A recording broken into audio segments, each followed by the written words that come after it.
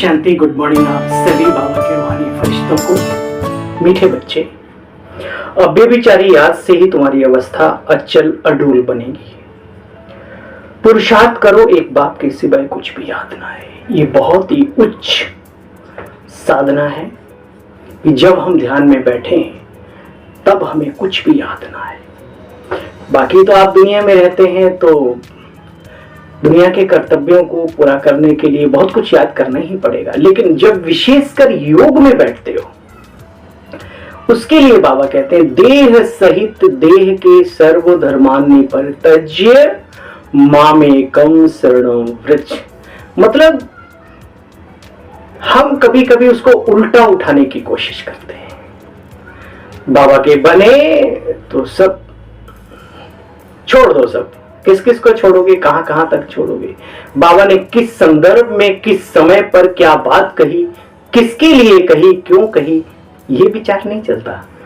वास्तव में बाबा कहते हैं जब बच्चे तुम योग करो बैठकर, उस समय पर सिवाय बाबा के कोई भी दैहिक बातें, दैहिक धार्मिक बातें कुछ भी याद ना है। एक पावा दूसरा ना कुछ। और ये चीज जितनी बढ़ती जाए, जितना लंबा समय ये हमारा बढ़ता जाए, जिसको बाबा कहते हैं अनहद, कोई हद ना हो इसकी, बेहद, है ना, हद से पार, या फिर और भी हम कह सकते हैं कि निरंतर अजपा जाप शब्द, निरंतर याद बाबा की, है ना। मीठे बच्चे, तुम्हारी या अव्यभिचारी याद से ही तुम्हारी अवस्था अचल अडोल बनेगी। अव्यभिचारी माना एक की याद से। पुरुषार्थ करो, एक बाप के सिवाय कुछ भी दूसरा याद ना आवे। प्रश्न, शिव बाबा कौन सी सर्विस करते और तुम बच्चों को क्या करना है? उत्तर में बाबा ने कहा संगम पर शिव बाबा सभी आत्माओं को कब्र से निकालते हैं। उन्हें, अर्थात आत्माएं जो देह अभिमान में आकर पतित बन गई, उन्हें पतित से पावन बनाने की सर्विस करते। तुम बच्चे भी बाप के साथ साथ सबको शांति धाम सुख धाम का रास्ता बताने के लिए बच्चे लाइट हाउस बनो। तुम्हारी एक आंख में मुक्ति और दूसरी आंख में जीवन मुक्ति हो, तब बन पाएंगे लाइट हाउस। लक्ष्य एक आंख में मुक्ति, दूसरे में जीवन मुक्ति, परम धाम, अपना घर और आने वाली हमारी नई दुनिया हमें सदैव याद रहे निरंतर। और ये कार्य शिव बाबा ही करते हैं, पतितों को पावन बनाने की जो सर्विस है दूसरा कोई कर ना सके। इसका एक मिसाल भी कि जब सभी रूहें कब्र दाखिल, कब्र मिट्टी होती है, तो आज मनुष्य अपने आप को, मनुष्य आत्मा क्या समझती है? ये मिट्टी, कहते हैं ना मिट्टी है, मिट्टी में मिल जाएगा। तो शरीर समझना ही कब्र दाखिल हो जाना होता है आत्माओं का। तो वहां पर भी दिखाया है आकर के छींटे मारते हैं जल के, तो ये ज्ञान जल बाबा छिड़क छिड़क के तो रूहें जागृत हो जाती हैं, है ना। तो जो रूहें खुदा के फरमान को अपनाती हैं, मानती हैं, उन्हें जन्नत, और बाकी जो नहीं मानते उनको दोजख की डब्बी में बंद कर दिया जाता है।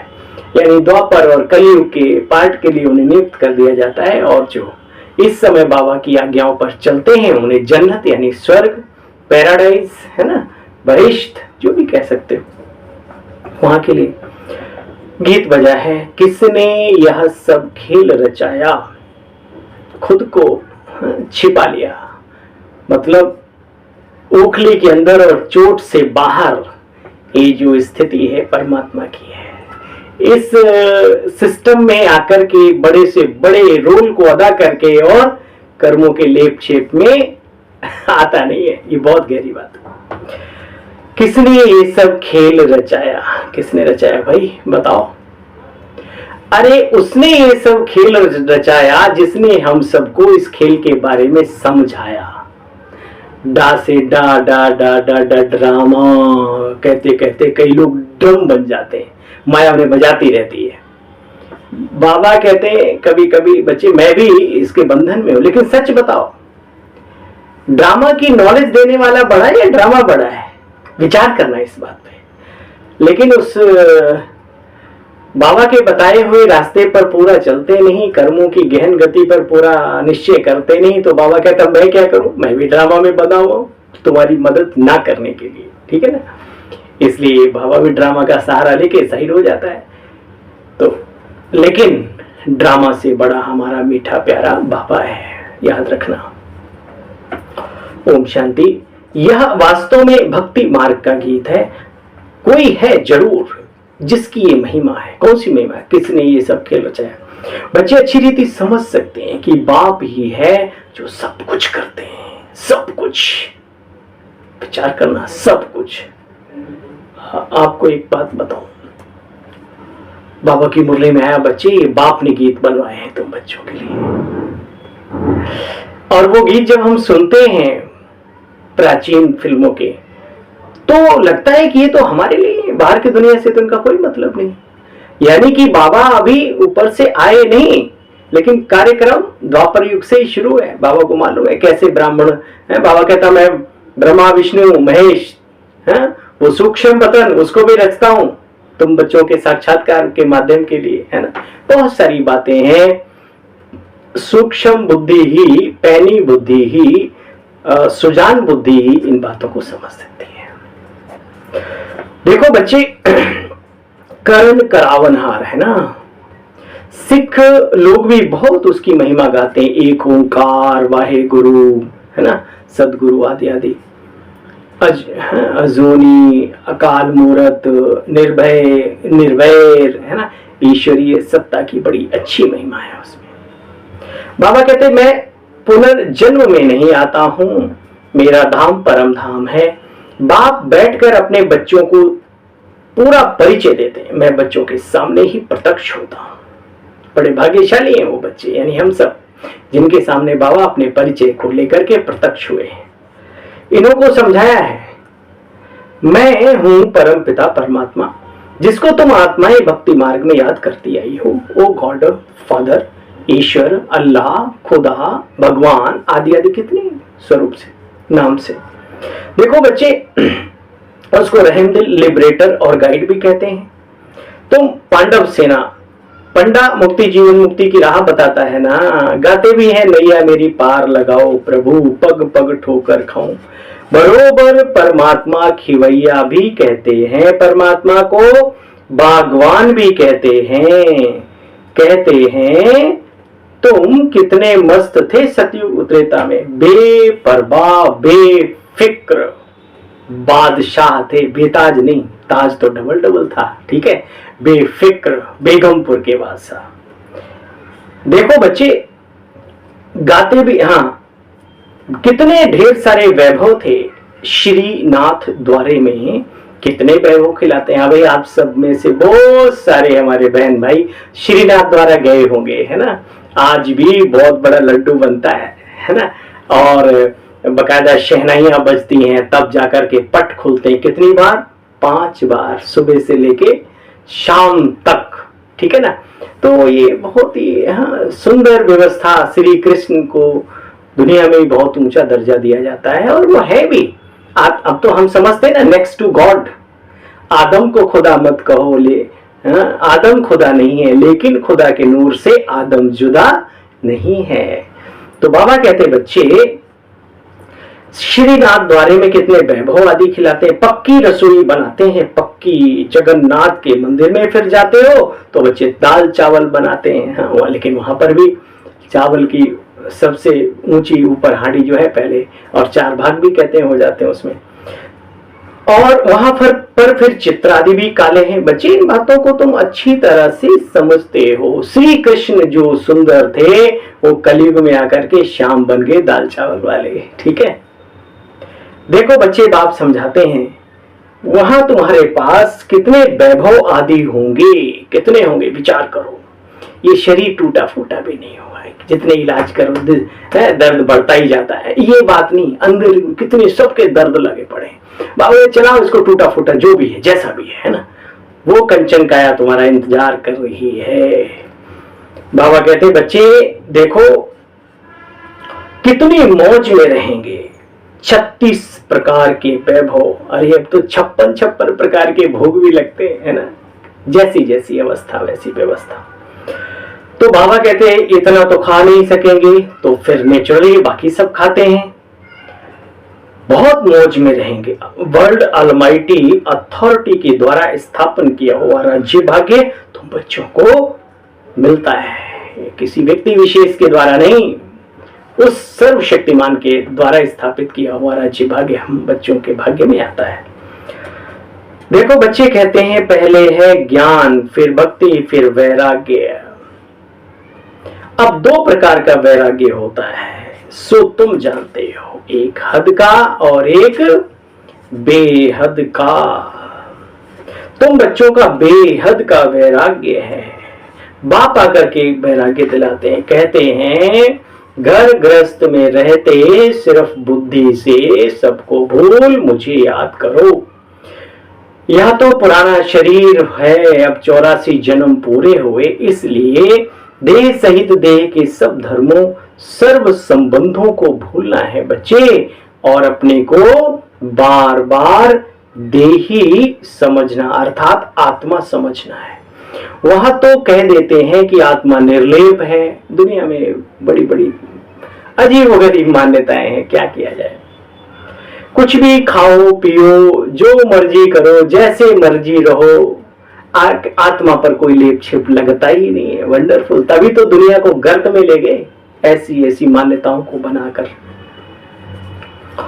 अनेक मत मतांतर है, कैसी कैसी रस्म रिवाजें हैं बच्चे यहाँ पर। जिसने जो रिवाज मत चलाई वो चल पड़ती है। यहाँ जैसे यहाँ कोई को आदिदेव, जैसे यहाँ कोई आदिदेव को महावीर कहते हैं। देलवाड़ा मंदिर में जैन समाज में जो श्रेष्ठ उनमें होते उनको महावीर महावीरियां कहते हैं। जो युद्ध जीते वो वीर, और जो मन के विकारों को जीते, मन को जीते वो महावीर, तो हैं वो महावीर। तो बाबा कहते हैं इनको महावीर कहते हैं। फिर बच्चे देखो हनुमान को भी महावीर कहते हैं, उसने भी अपने दिखाते हैं अभिमान का हनन किया। धीरे धीरे भगवान ने कराया, उसने तो क्या किया, दिल में प्रभु को बिठाया बसाया और ईश्वरीय कार्य में अपना पूरा जीवन लगाया, वो भी वीर हनुमान है। तो बाबा कहते हैं ये सब तुम्हारे यादगार हैं। बाबा कहते हैं तुम्हारी अवस्था ऐसी होनी चाहिए जैसे अंगद, कोई हिला ना सके।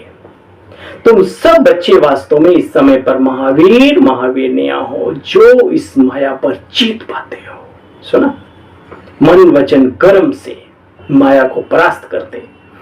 अभ्यविचारी याद बनी रहे बच्चे, किसी की भी याद उस समय पर ना आए जब उसकी याद में बैठे हो। इसमें बहुत मेहनत है, यह अवस्था जरूर आनी है, पिछाड़ी में आनी है, मेहनत बहुत करनी है। क्योंकि पिछाड़ी में भी उन्हीं की अवस्था आती है जो अभ्यासी होते हैं बहुत समय के। अचल घर यादगार है ना बच्चे, उनके ऊपर गुरु शिखर है। माउंट आबू में आप गए होंगे तो बाबा ने कहा अचल अवस्था का यादगार भी अचल घर है, और गुरु शिखर सबसे ऊंची टॉप स्थिति का वो भी निशानी बनी हुई है। तो उसके ऊपर गुरु शिखर भी है। ऊंचे ते ऊंच एक बाप है ना बच्चे। देखो महिमा के लायक तो एक शिव बाबा ही है। सुना, क्योंकि हम सबको भी महिमा के लायक कौन बनाता है, हम सबको इतनी नॉलेज किसने दी। कई बार बाबा के बच्चे थैंक्स लिखते हैं तो मैं तो यही मन में आता है, शुक्रिया मीठे बाबा, और थैंक्स गॉड, थैंक्स शिव बाबा, थैंक्स प्यारे बाबा, ये लिखो तो बड़ा अच्छा लगता है। इस भाई का तो कुछ भी रोल नहीं है, आप सबकी दुआएं हैं, आप सबकी दिल की जो शुभकामनाएं हैं जो आप तक हमें ले आती हैं, और बाबा की श्रीमत, बाबा का प्यार, बाबा का आशीर्वाद है। बाकी मेरा अपना खुद का तो कुछ भी नहीं है, इसलिए मेरा थैंक्स प्लीज मत अदा कीजिए।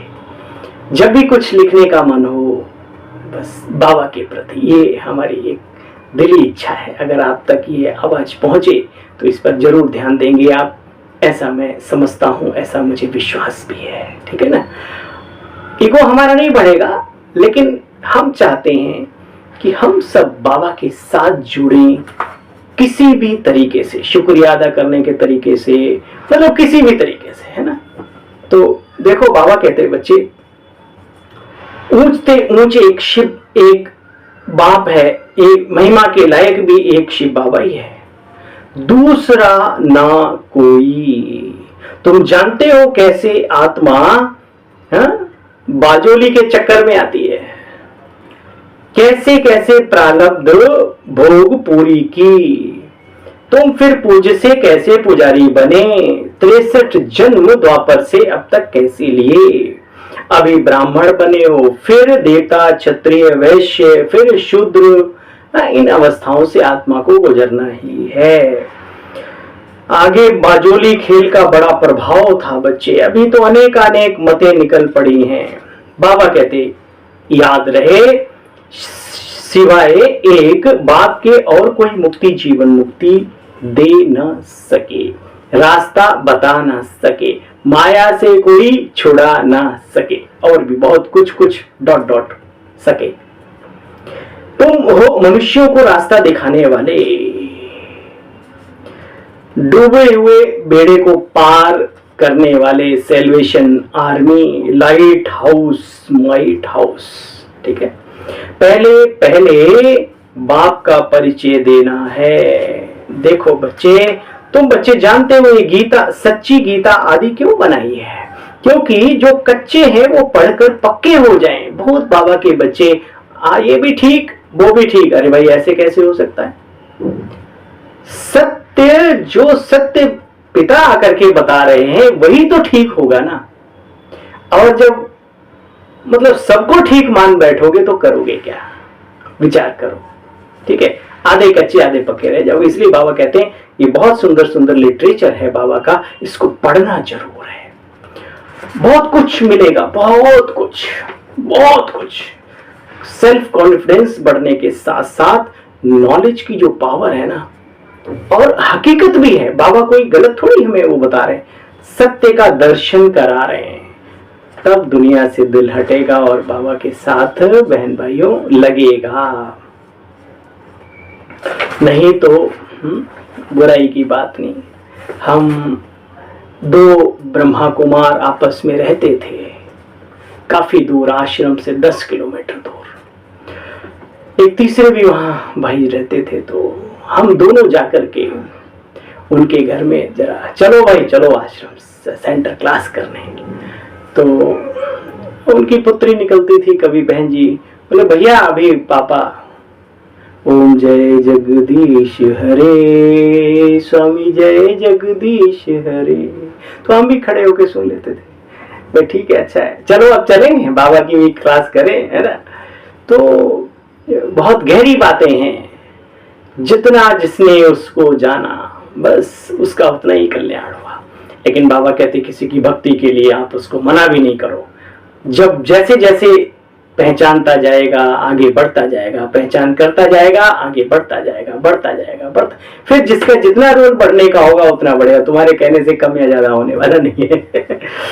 तो बाबा कहते हैं बच्चे देखो, बाप सभी बच्चों को कहते हैं, हे मेरे सिकीलदे लाडले मीठे बच्चों, हे मेरे सालिग्रामों, मैं इस शरीर में आकर तुम बच्चों को समझाता हूं। इस ब्रह्मा का तन लिया हुआ है, ब्रह्मा से देखो ब्राह्मण पैदा होते हैं। और कोई सत्संग में ऐसी मना थोड़ी होती है कि आप ये नहीं खाओ वो नहीं करो, ये नहीं है ना, दृष्टि अच्छी रखो, विचार अच्छे रखो, कहीं कुछ नहीं है। उल्टा तो वहां तो शादियां कराते हैं कई जगह, लोग इसी लालच में जाते हैं कि नौकरी लग जाए और शादियां हो जाएं, आदि आदि आदि। यहाँ तो खान पान से, रहन सहन से, बात विचार, सद्व्यवहार सब पर अंकुश लगाया जाता है और अच्छा बनाया जाता है। इसीलिए तो भीड़ नहीं है। मैं हमेशा कहता हूँ सब्जी मंडी में भीड़ मिलती है, फिर भी वहां अच्छी चीजें हैं, भीड़ होना अच्छा है, खराब नहीं है। दारू के ठेके पर इस कलयुग में बड़ी भीड़ मिलती है, बट ज्यादा से ज्यादा पे करके, डबल ट्रिपल पे करके भीड़ का हिस्सा बनते हैं, धक्के भी खाते हैं, गालियां भी खाते हैं, भीड़ बहुत होती है। लेकिन जूस की दुकान पे समझदार लोग जाते हैं, हीरे ज्वेलरी की दुकान पे पॉकेट में जिनके दम होता है वही चढ़ते हैं। तो ये बाबा का फूक आ रहे हैं, ये जूस की दुकान है समझो, ये प्योर ज्वेलरी की दुकान है। तो यहाँ तो रत्नों को लेना है तो भाई दम चाहिए ना। देखो बच्चे, आज की दुनिया में कितने झगड़े पड़े हुए हैं, विष के कारण कितना झगड़ते रहते हैं। सारा खेल ही काम विकार, नरक का द्वार। हाँ, एक दो घर में से दो में से एक आता है, एक नहीं आता, तो जो नहीं आता उसको तो बस दुनियावी सिस्टम चाहिए। बाबा कहते हैं देखो ये काम विकार नंबर 1 दुश्मन है बच्चे, इसको जीतो, इसने आदि मध्य अंत सबको दुखी किया है। बड़े बड़े आदमी संत महात्मा सन्यासियों आदि के पास जाते हैं, कहते हैं महात्मा जी चलिए हम आपको भोजन कराते हैं, बहुतों की खातिरी करते हैं। पवित्रता की खातिरी होती है बच्चे। बहुत सारी स्टोरी बनी हुई है, बनावटी बातें नहीं, हकीकत है, हकीकत। बचपन में हमारे घर से भी एक महात्मा जी के लिए भोजन जाया करता था, वो तपस्वी कहलाते थे, तपसी, है ना। बाकी तो खैर बात की वो छोड़ो बातें, लेकिन इतनी भावना होती थी पवित्र आत्माओं के लिए गृहस्थियों के दिल में। और विवेकानंद की तो बहुत सारी कहानियां फेमस हैं कि कैसे वो ट्रेन में जा रहे थे और हाँ, कुछ लोग सेठ लोग अपना खा पी के, और वो कई दिनों से भूखे थे, तो अचानक ट्रेन रुकी। और लंबी स्टोरी है, शॉर्टकट के बता रहा हूँ। एक परिवार भागता भागता आया, बोला डब्बा देखा, बोला आप स्वामी विवेकानंद है? बोले हाँ बताइए। बोला ये आपके लिए भोजन है। बोला मतलब? बोला हमें आज सपने में कहा कि इस ट्रेन से स्वामी विवेकानंद जी जा रहे हैं और उनके लिए भोजन तैयार करना है। तो किसने कहा, किसने उन्हें टच किया? ये बहुत ही गहरी बातें हैं। बाबा के साथ साथ उस व्यक्ति की आत्मिक शक्ति भी रक्षा करती है हर तरीके से, प्रकृति से, लोगों से बहुत कुछ दिलाती है, उसकी जो खुद की अपनी ऊर्जा होती है। बस हम ऊर्जावान बनने का प्रयास करें। बाबा कहते बच्चे सन्यासियों के पास जाते हैं, खातरी है पवित्रता की बच्चे। आजकल तो बहुत सारे डाकू आदि भी सन्यासियों के वेश को धारण कर लेते हैं, पुलिस से बचने के लिए बड़ी बड़ी लंबी दाढ़ी रखा ली, जटाएं रख ली, और है ना, ऐसा भी होता है, बहुत कुछ चलता है दुनिया में। कहने का मतलब सारे सन्यासियों को देख करके एकदम अंधविश्वासी ना बन जाना, बाबा का मतलब ये है। और ये अटल सत्य है, कितने बाद में पकड़े जाते हैं। देखो बच्चे, पवित्रता की ताकत थी तो सतयुग में वाइसलेस संपूर्ण निर्विकारी थे। अभी तो देखो बच्चे, माया की जो कीचड़ लगी है वो धोई जा रही है। बाप कहते मैं धोबी भी हूं, सुनार भी हूं।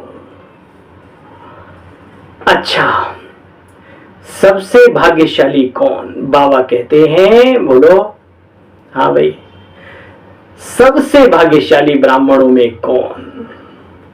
बाबा ने कहा कन्याएं सबसे बड़ी भाग्यशाली, क्या सौभाग्यशाली, पद्मा पदम महासौभाग्यशाली। कितने आप जोड़ लो टाइटल, क्यों? क्योंकि उन्हें घर से वैसे ही बेघर होना है। अब बाबा मिल गया उस जीवन में, तो समय में, तो कितना अच्छा जीवन है ना, प्योर जीवन। और आज भी इतने बड़े बड़े कार्य हमारी बहनें करती हैं, साथ में हम सब तो हैं ही हैं, उसकी कोई दिक्कत की बात नहीं। तो बाबा क्यों कहते हैं बार बार कन्याएं भाग्यशाली? क्यों? कन्याओं को भी नशा चढ़ना चाहिए कि हम जिस संस्था में जुड़े हैं, हम जिस ईश्वरीय कार्य में जुड़े हैं, वो छोटा मोटा कार्य नहीं है। हाँ, दीदी दादियां हमारी जो पहले थी, सिंपल रही लाइफ टाइम, और आज दुनिया उनके चरणों में झुकती है, उनके सामने भी झुकती रही, ऐसा नहीं। हाँ, ये जीवन बहुत ऊंचा है। देखो बच्चे, बाबा कहते हैं सबसे भाग्यशाली कौन? बाबा कहते कि कन्याएं भाग्यशाली हैं। देखो बाबा कहते मैं तो अपना फर्ज पालन करता हूं, तुम बच्चों को इतना ऊंच बनाने का। तुम बच्चे जानते हो अनेक बार बाबा ने हमको स्वर्ग का मालिक बनाया। यह है ईश्वरीय जन्म सिद्ध अधिकार हम बच्चों का। बाबा ने स्वर्ग का मालिक बनाना भी और हमारा बनना भी। बाप कहते हैं सिर्फ मुझे याद करो, इसमें ही मेहनत है। मेहनत तो क्या करें, प्राप्ति बड़ी या मेहनत बड़ी, विचार करना। तो जितनी बड़ी प्राप्ति उसके लिए छोटी मोटी तो मेहनत करनी पड़ेगी भाई। छोटी सी नन्ही सी नौकरी के लिए कितना रात दिन आंखें फोड़ते हो, फिर नौकरी ढूंढते हो, फिर उसमें नौकरी परमानेंट बनी रहे, कोई हमारी रिजेक्ट ना करे, सब कुछ अच्छा अच्छा चलता रहे, कितना आगे पीछे ऊपर नीचे, कितना सुनते हैं एक दूसरे की, कितना सहन करते हैं। और यहाँ तो बाबा वर्ल्ड की जो है ना किंगडम हमारे हाथ में सौंप रहे हैं। देखो बच्चे, एक बाप कहते हैं सिर्फ मुझे याद करो, इसमें थोड़ी मेहनत है। अच्छा, मीठे मीठे स्किल बच्चों प्रति माता पिता बाप दादा का याद प्यार और गुड मॉर्निंग। रूहानी बाप के रूहानी बच्चों को नमस्ते। हम सब रूहानी बच्चों की मीठे मीठे प्राण प्यारे बाप दादा आपको भी नमस्ते। थैंक यू, शुक्राना बाबा, आपका आना बहुत बड़ा शुक्राना। धारणा का सार है आज का, बाप से अच्छी रीति पढ़कर औरों को भी पढ़ाओ। सुना, खाली कथा सुनने वाले नहीं बनो, सुनकर धारण कर औरों को भी बाबा का ज्ञान सुनाने के काबिल बनो। भाई हो, बहन हो, माता हो, कन्या हो, कुमार हो, अधर कुमार हो, अपने को इतना लायक बनाओ जो बाबा की सेवा कर सको। थोड़ी मेहनत तो करनी पड़ेगी भाई। लाइट हाउस बन, सबको मुक्ति जीवन मुक्ति की राह दिखानी। एक बाप की अव्यभिचारी याद से अपनी अवस्था एक रस अचल अडोल महावीर बनना है। अवस्था बनानी और महावीर बनना है। योगी का मतलब ही है लाभ हानि निंदा स्तुति ठंडी गर्मी, मतलब सब में समरस एक समाना।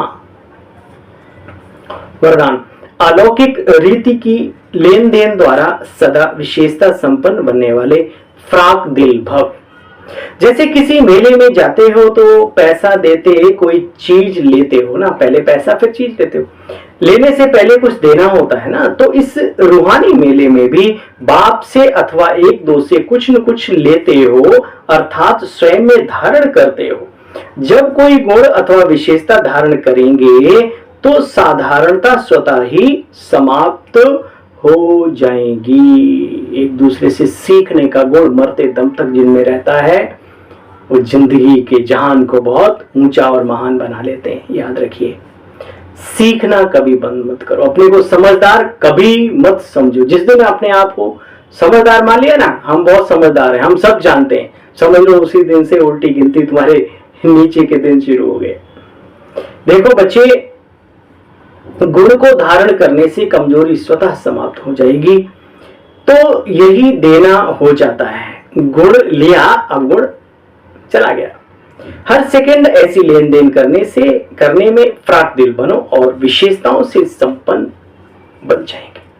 स्लोगन, अपनी विशेषताओं का प्रयोग करो। जो क्वालिटी तुम्हारे अंदर है उसमें कंजूस मनहूस मक्खी चूस ना बनो, उसको लगाओ ईश्वरीय कार्य में। अगर आपका घर अच्छा है तो बाबा के गीत गाओ, बुद्धि अच्छी है तो ज्ञान का मनन चिंतन करके स्पष्ट करके लोगों को समझाओ, वाणी अच्छी है ना जाने कब तक है, ये भी तो बाबा की देन है। हमने दुनिया में बड़े ओजस्वी वाणी वाले देखे, हाँ, नाम में क्या लूं, इतने महान और दुनिया में छा गए और बाद में न जाने कब उनकी वाणी चली गई। उनके मुंह में कान रखते थे, जब वो बहुत जोर से बोलते तब सुनाई देता था, है?